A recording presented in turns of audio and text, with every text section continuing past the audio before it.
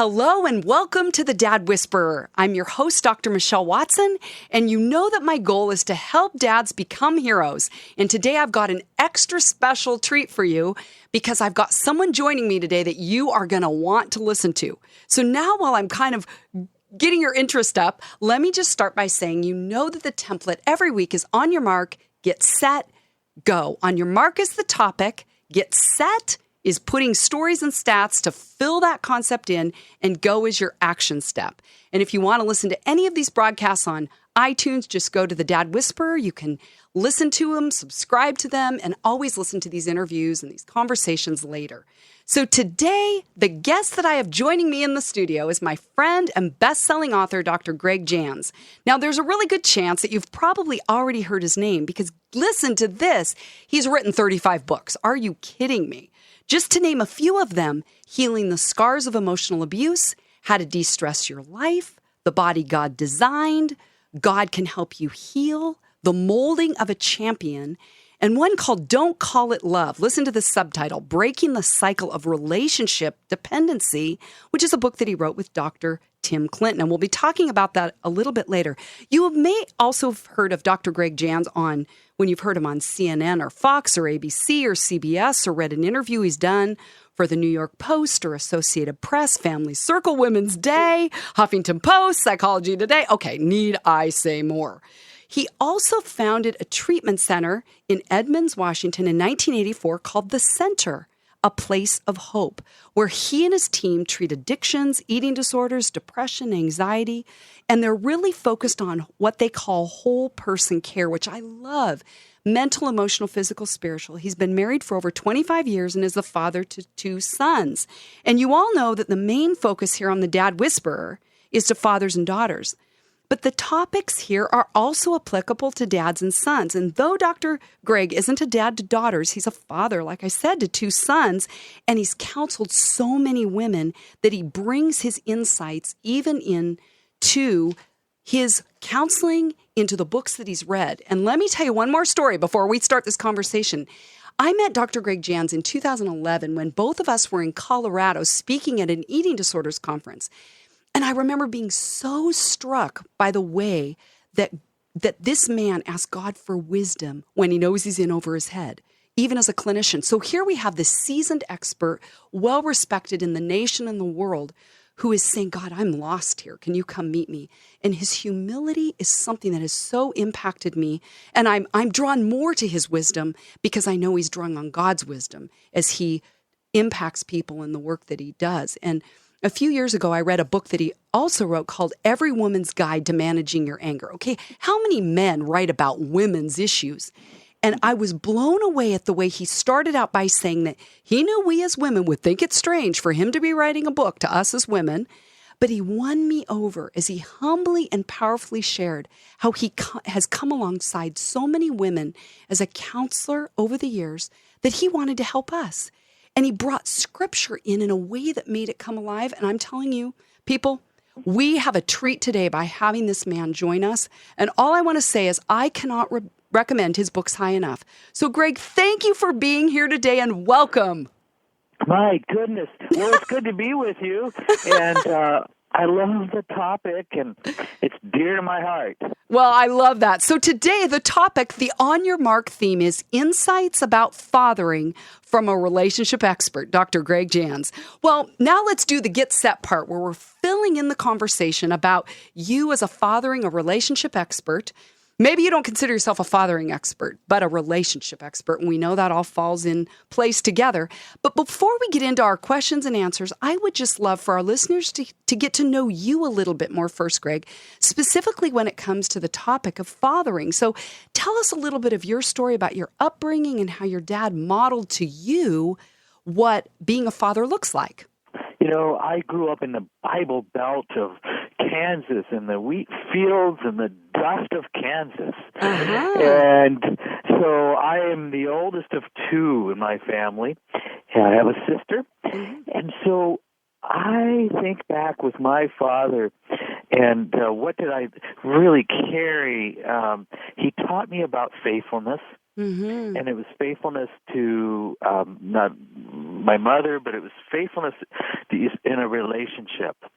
And so I learned that, okay, one of the key ingredients I'm gonna need, if I want this to work out, I'm gonna need to be faithful and faithful to the cause. Okay. So, Yeah. that really is what stands out. Isn't that awesome? Yeah, that you had that model set for you, which clearly is evidenced. 30 years plus leading the center up in Washington is you stay the course.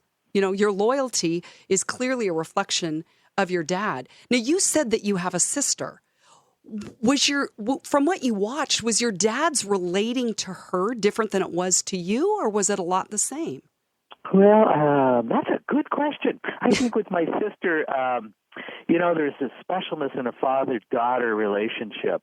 And I remember growing up, I think the sister smile, the daughter smile, and the connection. And I think my sister early on also received the father's blessing. Ah. Has that impacted how you've been a dad to sons? Yes, as I think about what it means to have a father's blessing. And one of the things that comes to my mind is, because I have two boys, I have one that's an 8th grader, that's Benji, and I have a senior in high school. And so I'm in the middle of this, and what does it mean? And teaching them, how does a teenager have successful relationships with females and with other friends? How do we do this? So I'm right in the middle of this. You really are. 2 teenagers, my word, I'm sure you have a few more gray hairs. But I love, Greg, how you're highlighting the fact that you are modeling to your men how to treat women by the way that you treat your wife and what you're instilling in them. We live in an age and in a culture where there's a lot of mixed and not good messages for our men as it relates to our boys, as it relates to women, how to treat women. If the average age to exposure to pornography on the internet's about age 9 and 10, we start to see some things early on that really confuse us about how do I have a healthy relationship with a girl. Yeah. Absolutely. In fact, now that you brought that up, which I'm so glad you did, can you speak to anything that fathers can do who have sons to help guard their minds and spirits with regards to pornography? Well, the key words were guard, the mind, and the spirit. So we know that we live in a sexualized culture. You can drive down the road and there's a billboard and you go, wow, I didn't ask to see that. Or you're standing in line at the supermarket and all the magazines, you go, what in the world? So we live in a world that is bringing unhealthy sexuality right to us.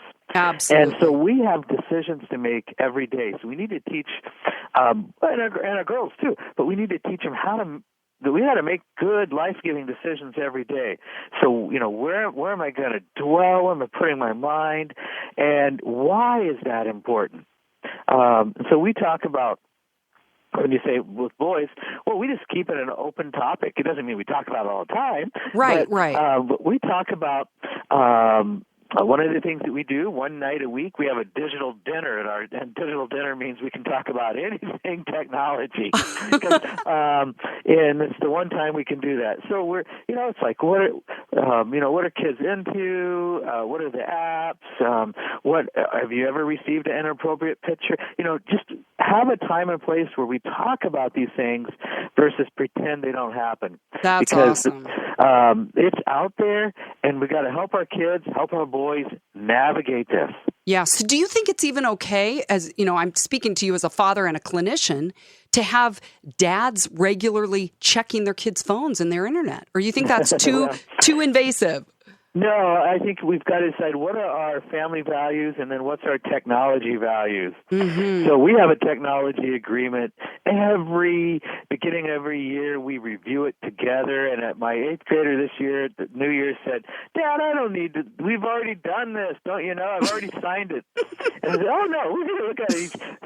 But as we get older, it changes some. You're right. So, there's teaching them impulse control. There's teaching them self-responsibility, because it's not a phone they're carrying around. They're carrying around a device that's a portable computer. So we talk about it, and we decide what are our rules around it. So in our home, phones or devices go on the charger at a certain time, or you don't have it the next day. At certain ages, of course, mom and dad have passwords, and we talk together about what's appropriate, what's not, what's okay to download. Kids are into a lot of live video these days, and there's the direction where that's going is not good. Absolutely. But talking to kids about this and what to do, boy or girl, what to do. What if you get an inappropriate text or something comes your way? What do you do? How do you respond? So those are important things to talk about. Oh, I love it. Well, I love that we've just had this conversation about you even shaping the hearts and the spirits of your sons, because dads listening to this, some of them have sons and not daughters. But now let's flip to that other side of daughters is, having been a clinician for over 3 decades, and you've no doubt walked alongside many women and heard stories even of father wounds or the father void that isn't there. And you work a lot with addictions, whether drug or alcohol or eating disorders. And I just wonder if you could shed some light on the way that a woman's relationship with her father affects those kinds of issues. Well, and here's the thing. You may have had a father, maybe there was addiction in the family. Mm-hmm. Or maybe there was a lot of unmet emotional needs. Maybe you grew up in a family where maybe there was a lot of rageaholic and anger or fear. So we can take that and we can build from that, because we don't have to repeat that cycle. And so you may have found yourself as a female in some unhealthy relationships, and part of it may have been just the belief that I don't deserve anything better, or I have to have this because I probably won't have anybody else. And so maybe there's been some unhealthy patterns. So the first thing we want to do is, what's my relationship patterns? Am I making decisions to be in relationship with males, with men, that is life-giving, respectful? Do I feel honored? Am I being treated, when I'm around this person, does it increase my value, or do I feel guilt and shame? And so what's the feeling when I'm around? And begin to shape, what's a healthy relationship? So sometimes we've got to even just figure out, what is that? What is a healthy relationship? Yeah, exactly. And I appreciate how you're saying that foundation was laid for all of us in our family of origin, right? Where we learn how to do relationships. And if we've had either a hostile dad or maybe a dad that's been too busy elsewhere, even in ministry, right? That we're talking to ministry leaders too. And if women listening today are going, oh my word, you're describing me and I have no idea what that means to look at it, I want to really highly recommend the book that you wrote with Dr. Tim Clinton, who's the president of the American Academy of Christian Counselors Association. And it's called Don't Call It Love, Breaking the Cycle of Relationship Dependency, which is a lot of what you're talking about those attachment relationships that we learned early on. That when you use the word attachment, Michelle, I mean, am I attaching to things that are healthy, or am I having trouble even attaching? And because that's going to tell me a lot about how do I handle intimacy. Uh-huh. Can I be close to somebody, emotionally close? What's my understanding around intimacy? So when we look at fathers and daughters, the question is, what have I been taught about intimacy and close relationships? Yeah, well said. And if you're just joining us now, I want you to know that I'm talking with relationship expert Dr. Greg Jans, author of over 35 books, founder of the Center, A Place of Hope in Edmonds, Washington. And he is teaching us today from his experience more about dad-daughter dynamics. And Greg, I would love to just quote a section out of your book, Don't Call It Love, Breaking the Cycle of Relationship Dependency, because as you and I prepared for this conversation, you even said, I think this would be a book that probably would apply to a lot of your female listeners, daughters that have dad issues that are being worked out and oftentimes repeating destructive cycles in their relationships with men. And here's one thing you said is, our relationships are supposed to give us love, strength, encouragement, and affirmation. Our relationships are supposed to tie us to others in positive, uplifting ways, but sadly, some do not. And you do talk about different attachment styles and say that your attachment experiences are integral to your ability to form and maintain relationships. And I loved how you added even your relationship with yourself. And you said each one of us are hardwired by God to operate best within a safe and secure parent-child attachment or relationships. And both you and I, because we're clinicians, we've walked alongside so many people for years who suffer the impacts of broken attachments with their family of origin, many of the times with dads. And because we're talking about that dad-daughter thing, can you comment on how can someone heal who hasn't had the best role model of a healthy relationship with how dad treated her? Yes, when we find ourselves in a place we haven't had a good role model, first of all, we got to do number one. We got to create awareness of what's unhealthy. What is my patterns? Am I looking for my value, all my value, or my self-esteem, just in a relationship with a man? Am I finding that sexuality is being misused, or that's an area of confusion? So a healthy relationship, yes, there's challenges, of course, but a healthy relationship, we're empowered, and we're going to feel respected. We're going to feel honored in who we are, and so it's a different feeling. I'm not trying to earn love. So in a relationship, am I trying to earn my love, or am I doing things that are really against my values in order to feel a sense of love? And I'm just going to say, well, that's probably not love. Exactly. And I love how you talked about increasing awareness. And if you're listening and go, okay, how do I increase awareness? You've got to get this book, Don't Call It Love, Breaking the Cycle of Relationship Dependency, because there are all kinds of questions and assessments where you can go deeper into looking at yourself in really clear ways that will help you have more awareness of perhaps how you're trying to rework in current relationships, the brokenness with your father. And I'm telling you, women that are listening, it doesn't work that way. I mean, even though we hurt within the context of relationship and we heal within the context of relationship, and like you said, when we're respected in a current relationship, it does help to rework that old broken mindset and those tapes that play. But I think more often than not, from what I see in my counseling office, is that women keep looking for love in all the wrong places, you know? Yes, absolutely. So, and here's the good news. We can change. Now, don't try to just change the person you're with, but we can change. Yeah. And there is hope. We can begin and go, okay, this is what a healthy relationship is, and I can begin to really work on that. Yeah. And you can change, and you can be in a different place in your relationships, with your relationships with men, and you may discover, there's certain things that I allowed before that really I'm realizing now are terribly unhealthy, and so you're making adjustments. So, and I really believe that pray for wisdom in relationships. We can, with God's help, we can do this. Sometimes we're going to need some outside help to encourage and give us accountability and provide us some insights, but I just want to speak a good word over. If you want a healthy relationship, this can be done.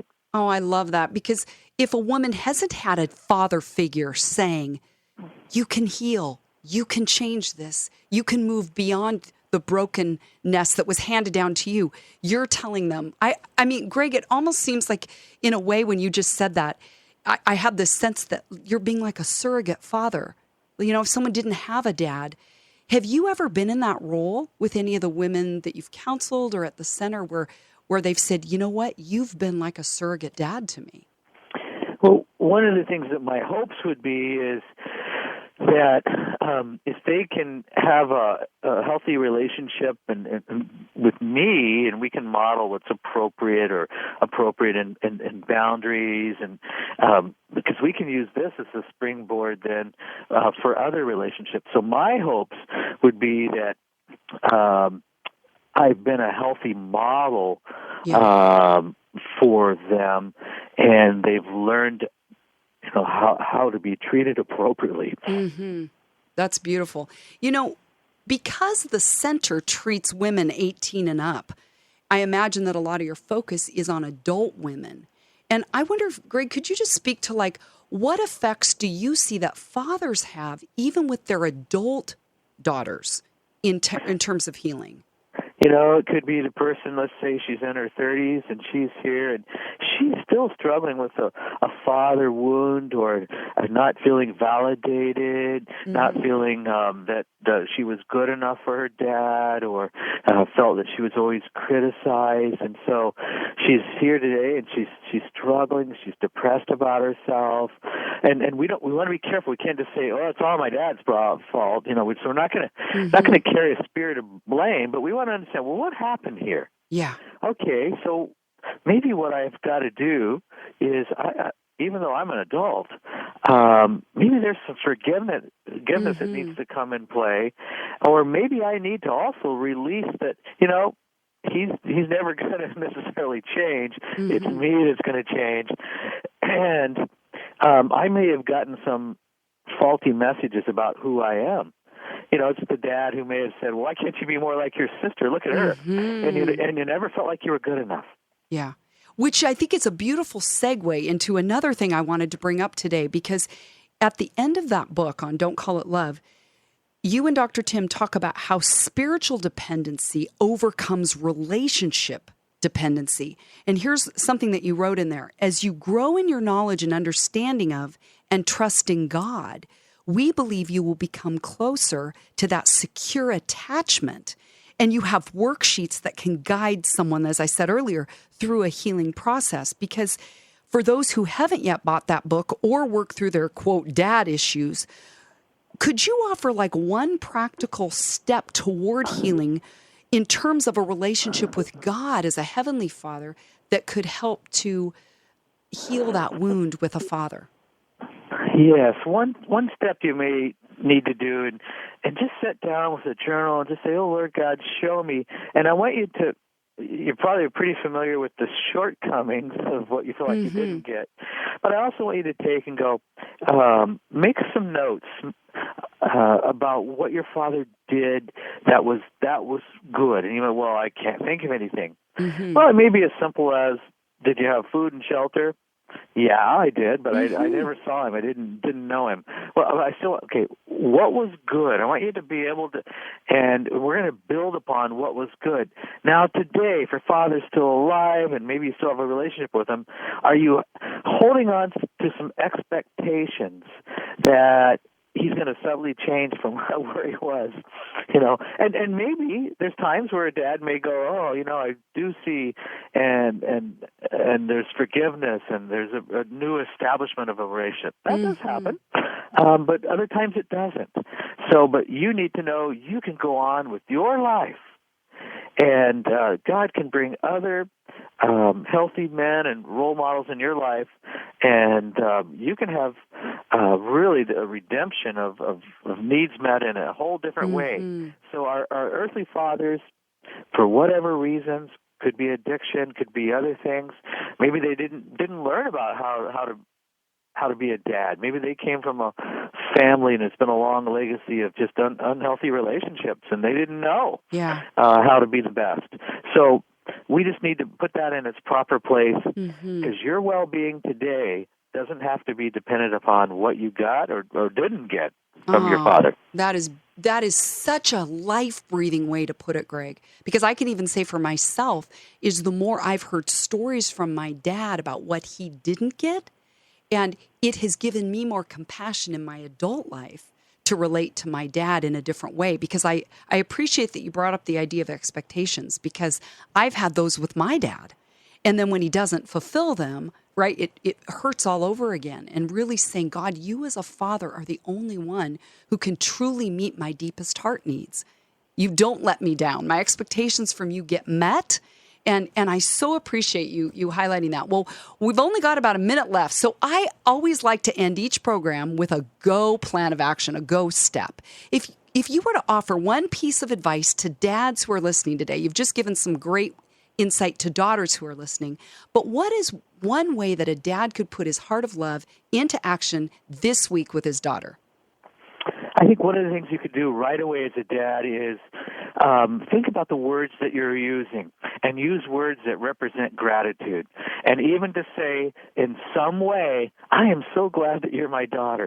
But give a word of affirmation this week, but focus on that word gratitude and find a way to show gratefulness for your daughter. But do it through some words. Oh, that's awesome.